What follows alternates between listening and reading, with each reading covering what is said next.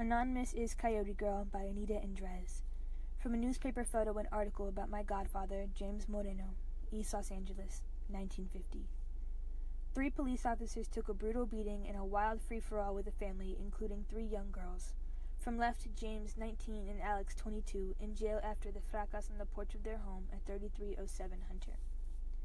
Jimmy is staring off the page, hands in his pockets, a 4-button dark shirt. No bruises, but he looks dazed. Alex wears a leather coat and a polka-dot shirt, which is in itself a crime. Nowhere is there a photo of a young girl with a face carved like a racetrack saint, eyes with all bets called off, grinning like a coyote.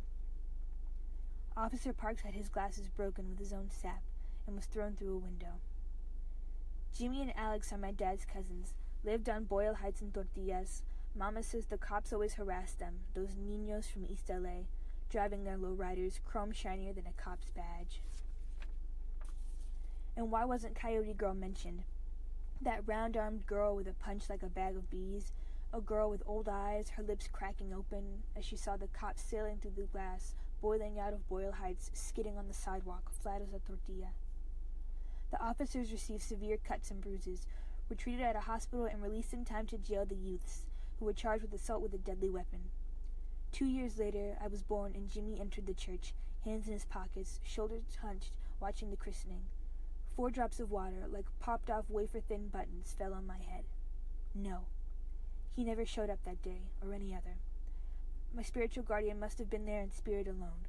He didn't know nada about God, and no one knows where he is today. But I think you could find him at the end of a knife, or in the slash of the Z in La Raza, the dark blood reds of graffiti, or tomatoes grown in old coffee cans by a white-haired man sitting in the sun in a dark shirt, next to an old woman growing younger every day, as I tell her story.